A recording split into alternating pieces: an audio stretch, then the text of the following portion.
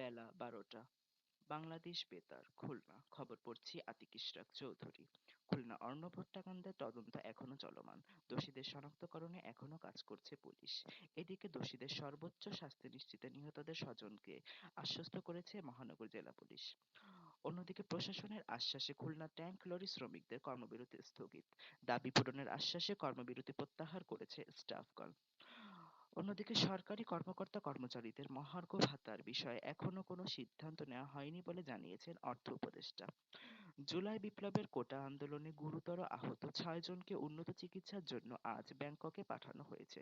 এর মধ্যে ২ জন চক্ষু চিকিৎসা নিচ্ছেন এবং বাকি ৪ জন তাদের মেরুদণ্ডের চিকিৎসাধীন। শিশু আয়ানের মৃত্যু ঘটনায় রিট শুনানি আগামী ৫ই মার্চ।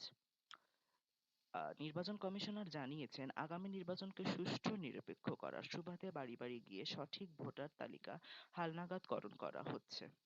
চূড়ান্ত ভোটার তালিকা প্রণয়ন করা হবে আগামী বছরের ১ই জানুয়ারি। এদিকে বিএনপি মহাসচিব মির্জা ফখরুল ইসলাম আলমগীর বলেছেন, বিগত স্বৈরাচারী সরকার এবং তার দল যদি এবারও নির্বাচনে অংশগ্রহণ করে তবে নির্বাচনকে অপমান করা হবে। এবারের নির্বাচন অবাধ, সুষ্ঠু ও নিরপেক্ষ করতে আওয়ামী লীগকে নিষিদ্ধ করার আহ্বান জানান তিনি।